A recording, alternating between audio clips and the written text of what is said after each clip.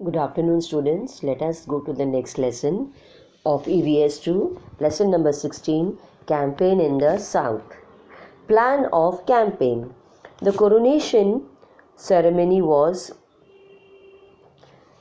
overbuilt, its joy was short-lived. So, in the last lesson we have seen Shivaji had crowned himself.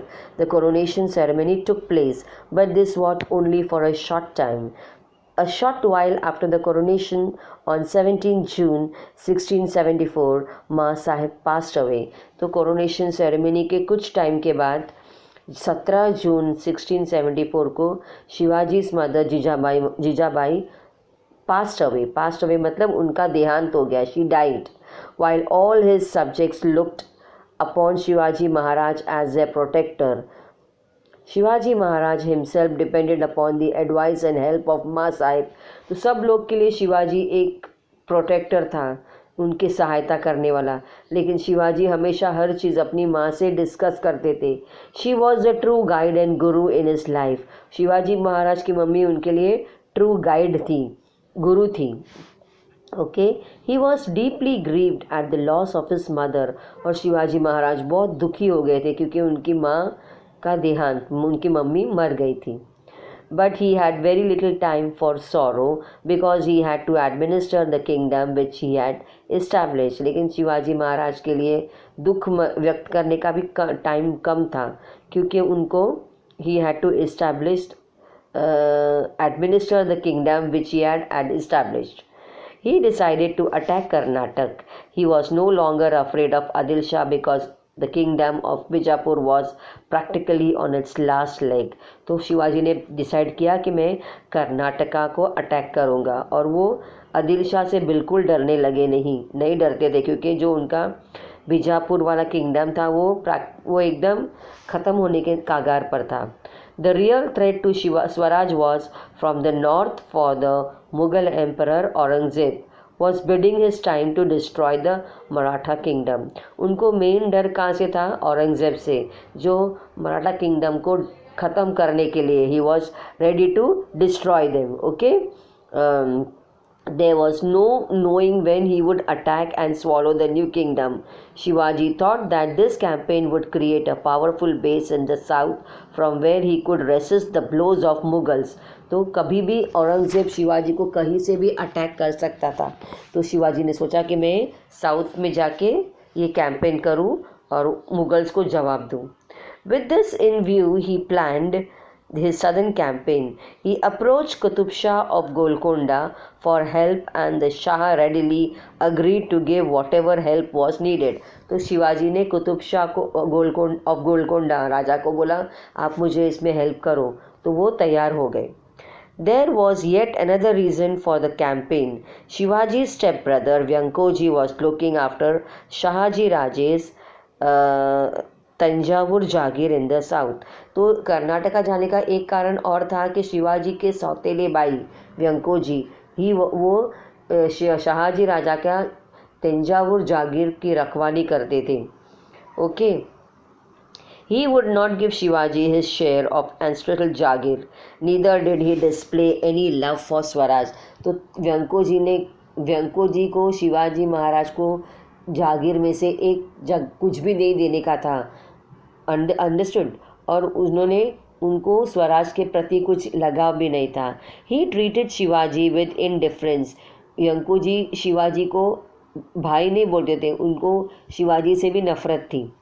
Shivaji thought that a personal meeting would resolve the dispute and Vyankoji could be persuaded to help in the work of Swaraj. तो शिवाजी ने सोचा अगर मैं personally उनको मिलने जाऊंगा व्यंकोजी को, हमारे आपस की खटास सब दूर हो जाएगी. So visit to Golconda. Golconda is a name of a place. Shivaji Maharaj started on a southern campaign. Abul Hasan Qutub Shah of Golconda had invited him to visit Golconda. तो शिवाजी ने कैंपेन के लिए निकले, तभी गोलकोंडा के राजा अबुल हसन कुतुब शाह उनका नाम है, उन्होंने शिवाजी को बोला आप गोलकोंडा आओ. He therefore decided to visit Golconda first and then proceed with his conquest of south. तो फिर शिवाजी ने प्लान किया पहले मैं कुतुब शाह से मिलने गोलकोंडा जाऊंगा, बाद में मैं he will conquest proceed with this campaign conquest of the south. Golconda was the capital of Qutub Shah's kingdom. Qutub Shah's kingdom, Golconda उनका capital था. Okay. He made great preparations to receive Shivaji. राजा कुतुब शाह जो राजा थे गोलकोंडा के, उन्होंने बहुत सी तैयारियां की थी शिवाजी के आगमन की. Okay. A special शामियाना was put up where the two would meet. उन्होंने एक स्पेशल शामियाना बनाया जहाँ पर दोनों मिलने वाले थे. कौन? शिवाजी और Abul Hasan Qutub Shah. As Shivaji entered the capital, people lined the streets to have his darshan. जैसे ही शिवाजी ने गोलकोंडा में एंट्री किया, लोगों की भीड़ थी, सबको शिवाजी को देखना था. Stories of his exploits were the talks of the whole country. People had heard of the death of Afzal Khan at his hands, of the discomfiture of Shaista Khan, and of Shivaji's miraculous escape from Agra. तो लोगों को शिवाजी के बारे में पहले से मालूम था. शिवाजी ने कैसे अफजल खान को मारा, फिर शाइस्ता खान की उंगलियां काटी, और कैसे औरंगज़ेब की कैद से बास्केट में से चुप के बाहर एस्केप हो गए, निकल आए. तो सब लोग को शिवाजी को देखना था. Okay. Then because of this, Shivaji Maharaj received a royal welcome. People shot flower petals on him from the housetops. तो ये सब कहानियाँ उन्होंने सुनी थी शिवाजी के बारे में. सब लोगों ने अपने घर के छत के वहाँ से शिवाजी पे फूल बरसाए. ओके. अच्छा, ग्रैंड उनको अच्छे से उनका स्वागत किया. Shivaji entered Qutub Shah's darbar. Qutub Shah came down halfway to receive him. He seated Shivaji Maharaj alongside himself as an equal on a specially prepared throne. He left nothing undone as far as reception was concerned. तो कुतुब शाह उन्हें नीचे लेने आए शिवाजी को, उन्हें गले मिले और उनको अपने साथ बिठा के बातचीत करने लगे. Conquest of Jinji. Taking leave of Qutub Shah, Shivaji proceeded south and reached the east coast. फिर कुतुब शाह से मिलने के बाद शिवाजी वहाँ से निकल पड़े साउथ की तरफ. To the south of Chennai is the fort of Jinji, और चेन्नई यानी मद्रास, उसके साउथ साइड में एक बड़ा फोर्ट है Gingee. It is a big fort as big and strong as Raigarh. वो फोर्ट इतना बड़ा था, जैसे रायगढ़ का फोर्ट कितना बड़ा था वैसे ही स्ट्रॉन्ग फोर्ट है. A strong southern base was thus created for Swaraj.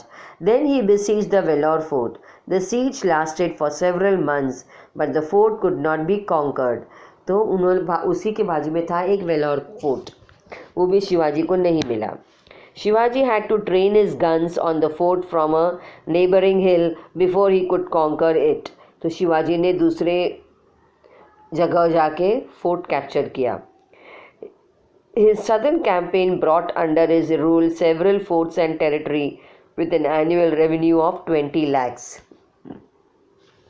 Meeting with Vyankoji Raje. अभी वो व्यंकोजी राजे से मिलने गए. व्यंकोजी राजे कौन थे? शिवाजी के सौतेले भाई. Shivaji Maharaj invited Vyankoji Raje, his step-brother, to meet him. Vyankoji Raje reluctantly agreed. Shivaji received him with great honor and tried to win him over. तो शिवाजी महाराज ने व्यंकोजी को बुलाया, जो उनका सौतेला भाई था. व्यंकोजी भी उनसे मिलने के लिए राजी हो गए. दोनों ने मिले, बातचीत की. He appealed to Vyankoji Raje to help him in the work of Swaraj. Shivaji ने व्यंकोजी से कहा, तुम मेरे भाई हो, तुम मेरे साथ काम करो, मेरे स्वराज में मुझे हेल्प करो. For a few days Vyankoji Raje stayed with Shivaji Maharaj. थोड़े दिन शिवाजी के साथ व्यंकोजी राजे रहने लगे. Okay? But one night he returned to Tanjavur without even taking leave of Shivaji Maharaj. और एक दिन अचानक रात को व्यंकोजी शिवाजी को बिना बताए अपने तंजावुर जागीर में पहुंच गए. From Tanjavur he actually attacked Shivaji's forces. और वहाँ जाके वो शिवाजी के फोर्स को अटैक करने लगे. Shivaji's forces took heavy toll of attacking troops and Vyankoji Raje was defeated. उन्होंने भी वहाँ से बहुत लड़ाई का जवाब लड़ाई में दिया और उसे डिफीट किया. किसको? शिवाजी के सौतेली भाई व्यंकोजी को. Shivaji Maharaj was deeply pained at Vyankoji Raje's behaviour. और शिवाजी महाराज को बहुत दुख हुआ कि मेरा भाई सौतेला भाई है तो भी क्या हुआ, लेकिन मेरा भाई है वो ऐसे क्यों बिहेव कर रहा था. He wrote to him and tried to persuade him to change his ways. तो शिवाजी महाराज ने उन्हें चिट्ठी लिखा कि क्या लिखा है कि तुम ये सब मत करो. He conferred on him the territory south of Jinji and set aside a small pot of Karnataka as a gift for Deepabai. उन्होंने बोला मैं तुम्हारा बड़ा भाई हूँ, मैं तुमको ये सब लड़ाई झगड़ा बंद करो, मैं तुम्हें एक झिंझी फोर्ट भी देता हूँ और एक छोटा सा पार्ट ऑफ कर्नाटक का भी तुम्हारी बीवी के नाम पे करता हूँ, व्यंकोजी की wife. He said in his letter to Vyankoji Raje, do not put your trust in your enemies, follow the path of valor. और उन्होंने लिखा है कि दुश्मन को कभी भी अपना दोस्त मत समझो, सच्चाई की राह पर चलो. After the conclusion of this successful campaign of Karnataka, Shivaji returned to Raigarh. और ये सब होने के बाद शिवाजी रायगढ़ वापस पहुंच गए. While he was yet to overcome the strain of this campaign, he had to undertake a naval campaign against Siddhis of Janjira. तो उनको ये सब होने के बाद उन्होंने नेवल कैंपेन भी लिया, जो naval campaign against Siddhis of Janjira. At this time, Maharaj was 50 years old. और ये टाइम पर शिवाजी महाराज की उम्र 50 साल की हो गई थी. He had toiled continuously for nearly 35 years without any time to rest. और उन्होंने 35 सालों से पिछले 35 सालों से इतना काम किया है जरा भी आराम किए बिना. The people's protector is no more. On 3rd April 1680, Shivaji Maharaj died.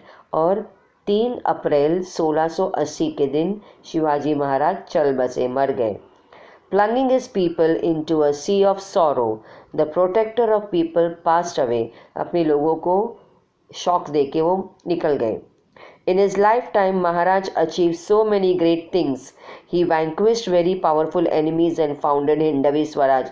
उन्होंने अपने जीवन में हिंदवी स्वराज की स्थापना की, दुश्मनों से मुकाबला किया. There was none in the whole of India who would match his achievements. He was a great national figure. पूरे भारत में उनके जैसा कोई राजा नहीं था जो उनकी तरह काम कर सकता था. Okay children, I hope you followed the lesson. Thank you.